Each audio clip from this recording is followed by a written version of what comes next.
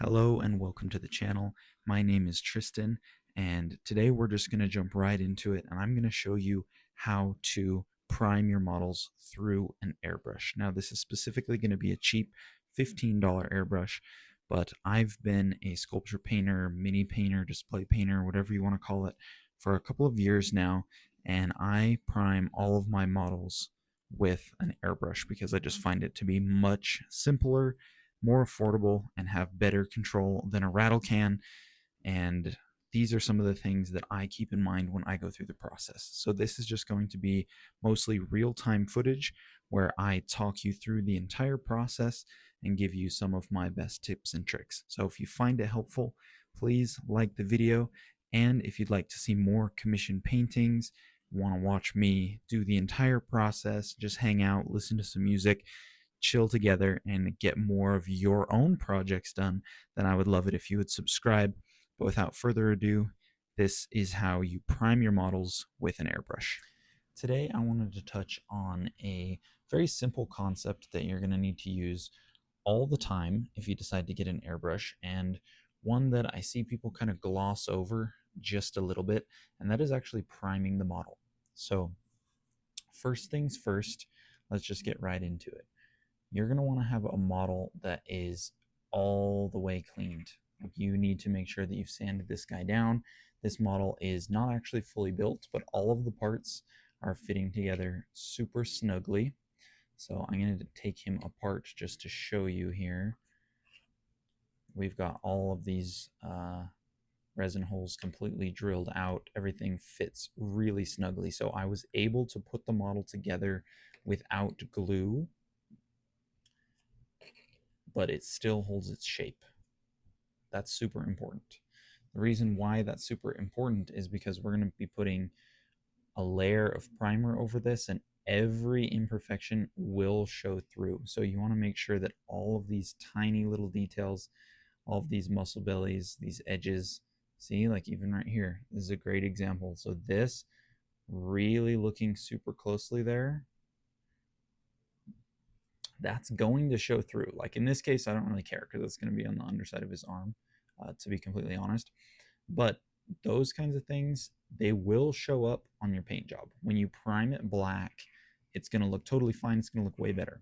But then when you pick out those colors and you put the highlights in and all that stuff, it is going to show. So make sure that you do all the prep work beforehand, and it is absolutely going to save you. So let's assume you have this model, it's perfectly built, everything is good to go, ready to rock and roll. Okay, so what you're actually going to do after that is you are going to go ahead and get yourself a super cheap $15 airbrush. Okay, any kind will really matter, but I'm going to recommend that it is a dual action airbrush. So when I spray this, air comes out. I'm not sure if you can completely hear that. Put up to the mic here. You spray that, click it down, air comes out. When you pull it back, the needle is going to move, and that is what actually releases the paint. So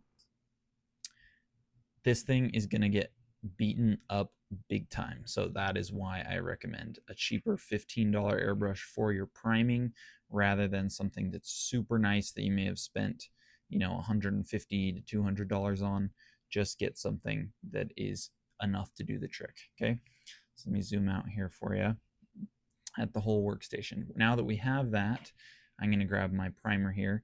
Vallejo makes a really awesome ready to go out of the bottle spray primer, and I know you can just use regular paint primers and things like that and dilute them down and use airbrush thinner or whatever, but this is already super liquid right out of the bottle, and it's super easy. So you just put it right in the cup, spray it at 30 psi, and it's going to cover absolutely phenomenally. So shake it up.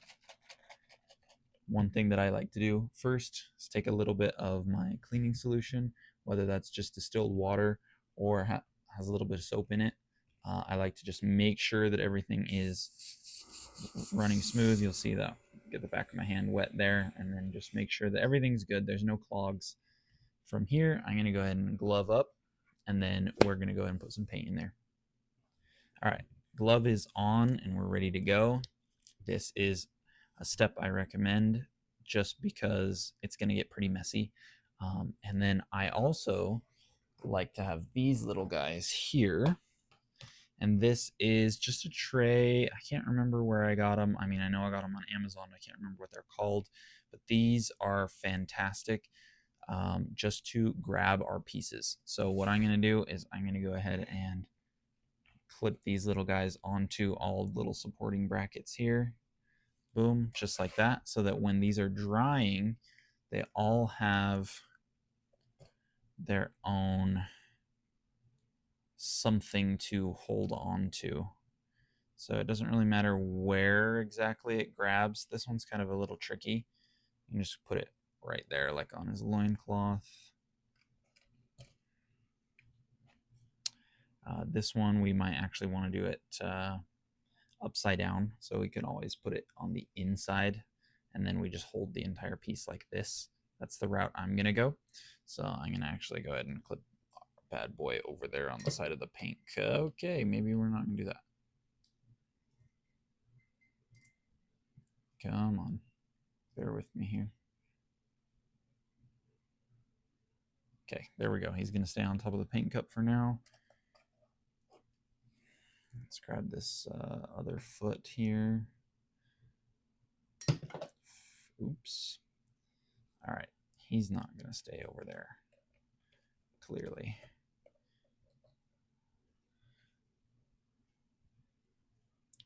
Let's go ahead and just clip in like this and grab his torso. We're going to have to, I'll show you how to deal with that a little bit later.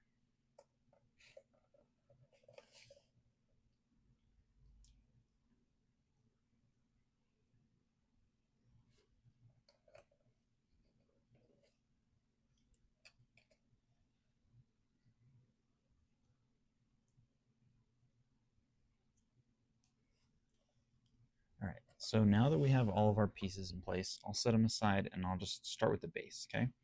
So what we're gonna do is we're gonna take that spray primer and we are gonna put it directly into the cup.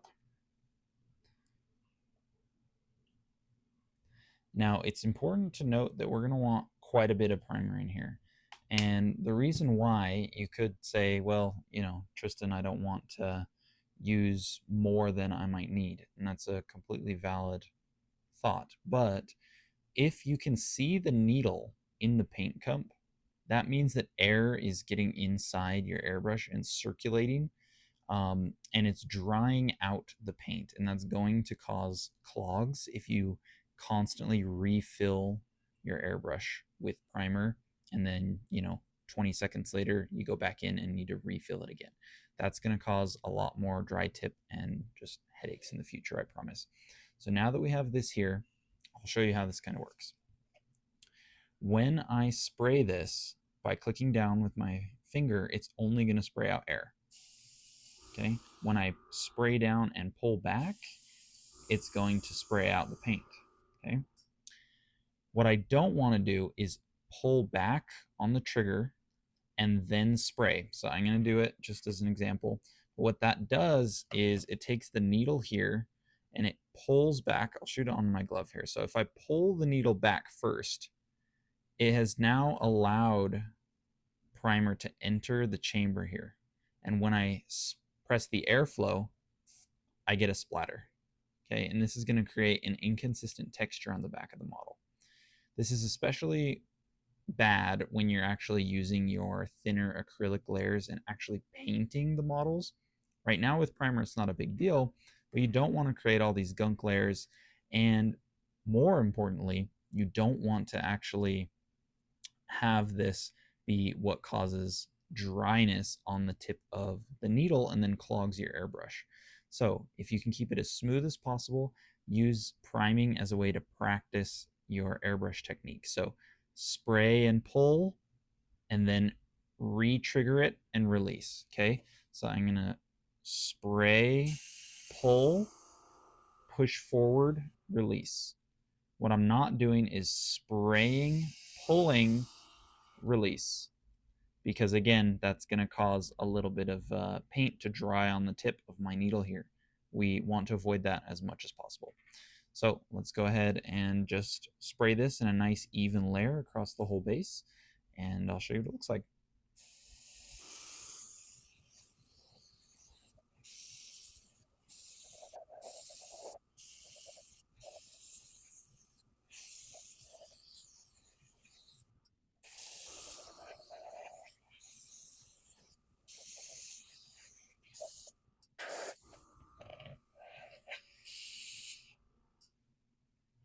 All right, so now I can kind of touch this, and you can see why I got gloves on here, because the bases, they're always a bit of a pain. I am going to leave this one to dry for a little bit while I do the other ones, and then I'll flip it around and I will also prime the bottom, because I don't know about you, but it does drive me crazy knowing that the bottom is completely a different color than the top, even though it's never going to be seen. So I'm just going to slide this out of the way. And the primer is somewhat dry just because of the airflow that's coming out of the airbrush. But as you can see, it's still quite shiny. It will need a lot of drying time. I always use the full 24 hours just because I think that's the safest bet. If you have the patience, do that. But honestly, you're probably going to be fine if you just let it dry for 30 minutes to an hour. But we'll do the same thing here. If I get any clogs or anything like that, I'll show you how to deal with that. But what can happen sometimes, see if I can force it to happen here as an example, is it starts to sputter.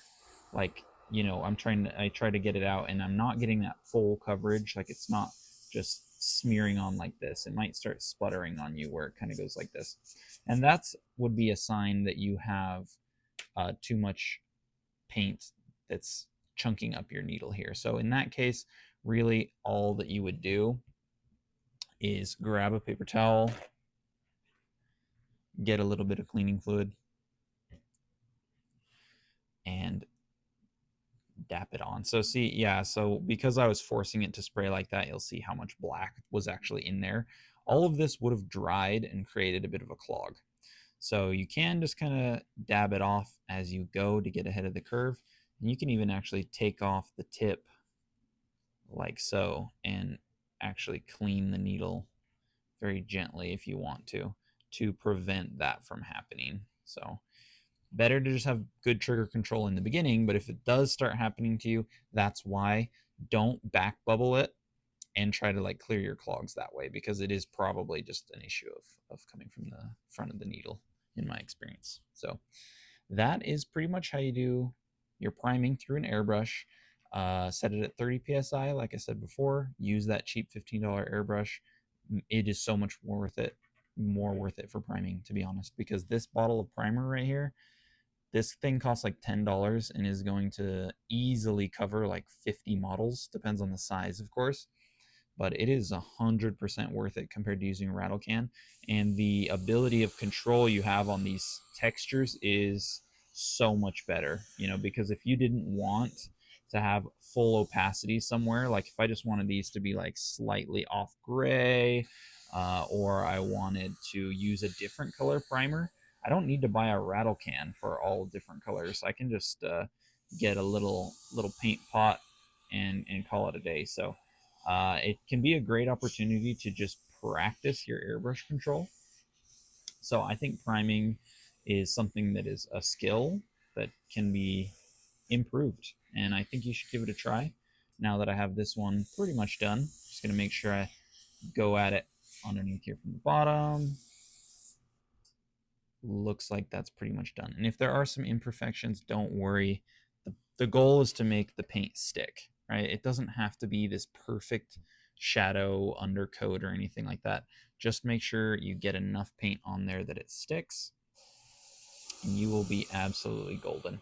And then on this one, how this little clamp is kind of covering that section, all I'm going to do is just wait for one of these areas to dry a little bit, and then I'm going to move it. So I'll show you.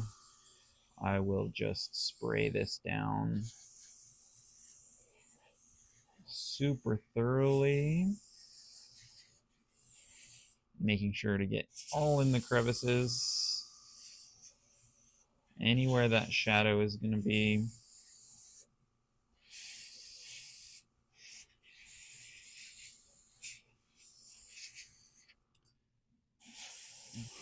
Boom, just like so. Okay, and now what I'm going to do is I'm just going to spray some air around here, get this to dry a little bit more. And that's pretty much it. I'm just going to get this to dry up just a little bit faster than everything else by spraying some air on it. And then I'm going to move the clip over to the side, get out of the way, boom, done and dusted, just like that. So you don't have to worry about missing a spot. I'm just going to go ahead and repeat that for the rest of all of these parts, and then I will show you how everything looks at the end.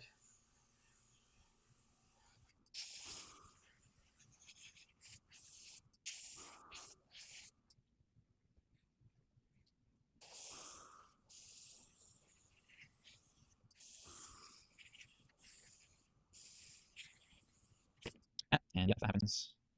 No big deal. Just pick it right back up. That's why these little clamps are helpful. You don't have to get your fingers all dirty, and there's no fingerprints that are going to actually get on the model. That is something that I forgot to mention.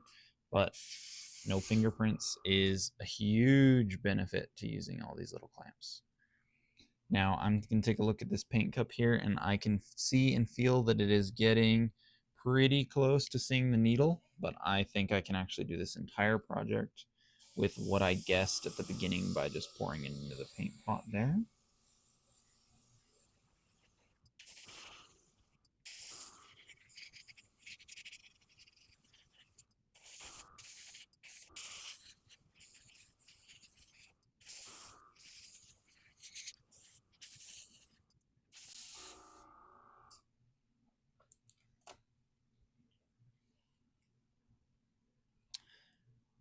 So I was slightly wrong. I'm not sure if you can see that, but there's the needle a little bit. And I need just a little bit more primer than I thought I would, but not by much. Close, but never perfect, right?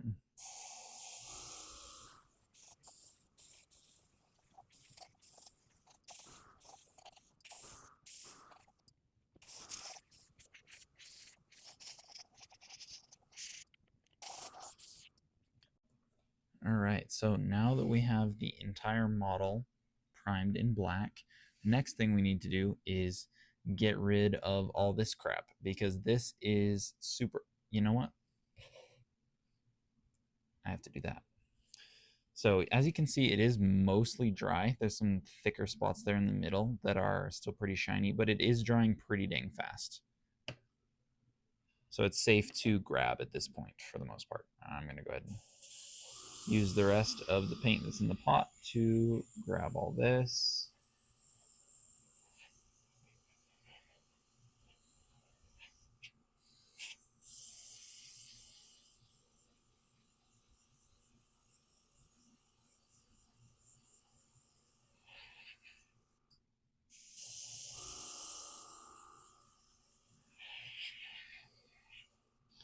And while I've got the paint here, I may as well just give it all a once over, make sure that everything is really well covered from underneath. Okay, perfect. So once you have your model completely painted, then we need to clean this cup out. So rather than back bubbling things or spraying too much paint through the needle and giving options for clogs, what I like to do is just spray a bit of our cleaning solution in here, which this is actually just airbrush cleaner. You can buy pretty much any brand of these airbrush cleaners, airbrush thinners, airbrush flow improvers, all that stuff. I know that it's possible to make them, but I definitely recommend you just buy one, because honestly it's just easier, and it's really not that expensive. It's going to last you a ton. I've gone through a whole bunch of projects with just having like 1 liter of it. It's odorless. You don't have to worry about the ratios, and I do think it's worth it, to be honest. It probably costs you like 20 bucks a liter or so last I checked. And then I use these little squeeze bottles. They work perfect. You can buy them for essentially like $1 pretty much anywhere. And I'm going to just spray a little bit in there. And then what I do is I just take the paper towel and I just mix it in there, and I squish out and wipe a bunch of this as much as possible. and I let the paper towel soak it up. I know a lot of people like to pour it out or back bubble it into a cup or something like that, but this primer is just so much thicker than a regular ink or anything like you would normally put through your airbrush that I like to get it out of the airbrush. And this step is definitely messy, and this is not how you would normally clean an airbrush while you were working on a project. But I think it is better to get it to this stage here. If you can see that there, yeah, this stage of clean where there's not much left in the cup first. And then after that, we go back in and we do some of the more standard cleaning options, like getting it to this level, putting some in here. And now at this point, we could back bubble it. So we could plug it and then try to spray and get the bubbles to build up and then pour it out at this point. So now we can actually get to the more standard ways of cleaning it. And I know there's a lot of people that are on the fence about whether back bubbling it is good or bad or damages the airbrush and all that stuff. But again, $15 airbrush made just for priming, essentially, in this case. So we're going to get another bit through since we already back bubbled that one. Just going to spray this one directly into the pot. Shake it up there. Make sure that we get things nice and clean. So we're going to look for that needle. Try to get it exposed as much as possible. There we go.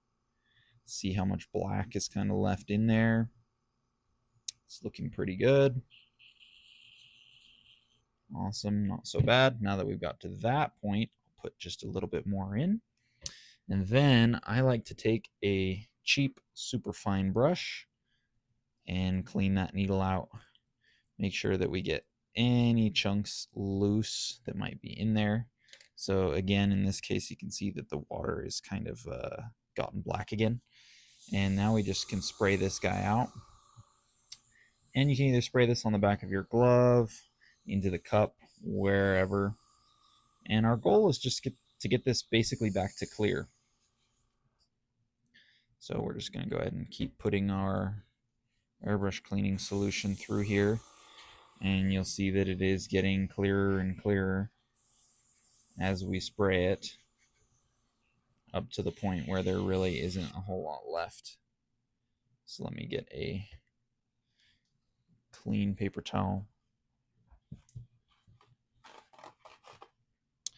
And you can see there it looks pretty clean in the cup. Not bad. So from here, it's like a little bit gray, but we're basically just spraying water onto this paper towel. Like, this gray color is basically just because it's becoming damp. So you might have to trust me on that one. But clean off the nozzle a little bit. Make sure that when you're doing this, you're pulling the needle back, by the way, so that you can scrub that clean. And then from here, if you really want to make sure to take good care of your airbrush, what we're going to do is we're just going to unscrew the top, take off the back, just like so, and we're just going to pull the needle out all the way. From here, all we have to do is get our paper towel a little bit wet with that cleaner, and then pull along the needle like so to make sure that we get all the last little bits off, if there are any. And then we can just thread it really carefully right back in the way it came, just like so. Tighten that up, tighten this up, screw this guy back on, being very careful not to bend the needle tip, and give it one last blow just for good measure here. So she said. And boom, there we go. Clean airbrush, not too painful, a lot cheaper than a rattle can. So if you have the setup, I do recommend it. And as a side note that I probably should have said first, wear a mask, because it will get pretty gross. Have good ventilation in your studio, wear a mask, or don't. You know, I'm not your mom, but better safe than sorry, right? We don't want to be hacking this stuff up and getting into our nose. But that's how you airbrush. It's really, really simple. Priming it is going to look fantastic. It gives you this nice smooth coat. Everything looks amazing and saves you a whole ton of money. So really recommend you use this. Compressor wise, use any compressor. I recommend one with a tank. Don't get a tankless compressor for your airbrush, by the way. If that helped you at all, just let me know. Feel free to like the video, subscribe for more paint alongs. I think currently we're working on this guy. We've got plenty of other things to work on as well, like this Zagreus statue for Hades, as you can see up here, and plenty of other commissions as well. So I like to go into detail every week just to get more models painted, play some lo-fi, or chill out. And if you'd ever care to join me for that, I'd be more than happy to, but it is just another way to get everything done. So if you made it this far and you made it all the way to the end of the video, I really hope that you decided you're going to go pick up an airbrush, and I really hope that you decide to stick around and subscribe to the channel, and I'll see you in the next one.